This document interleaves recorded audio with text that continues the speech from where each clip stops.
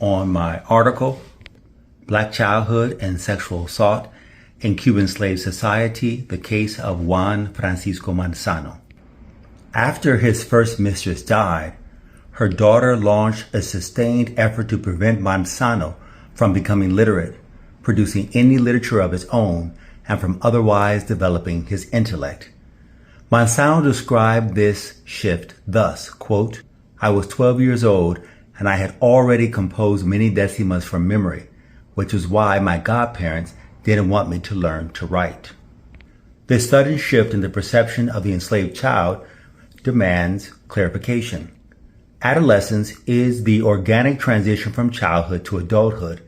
It is a biological, sexual, intellectual, and ethical process with considerable psychological impact upon the development of manhood. But there is mounting evidence to suggest that for enslaved boys, adolescence represented a psychological rupture because many adolescents were sexually assaulted or even raped by slaveholders. Extensive historical documentation from Brazil and some limited but compelling primary sources from the United States and the Caribbean also describe the rape of enslaved adolescent males.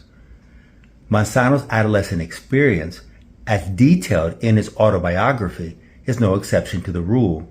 I contend that Manzano's presence within the big house should not be read as a conferral of racial privilege, as is often the tendency among scholars, but rather be examined as false intimacy, which was weaponized to his detriment.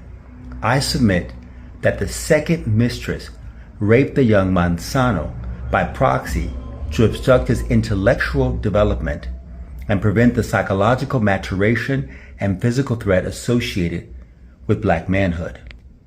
Juan Francisco Manzano did not labor in the sugarcane fields in Matanzas, so his domestic labor was not critical to the island's export crop. Cuban Slave Society reduced him to what philosopher Tommy Curry has termed a phobic entity, marked for extermination. Manzano's autobiography is an account of personal calamities, and as I have argued elsewhere, a camouflage portrayal of his Catholic and African transculturated belief structure.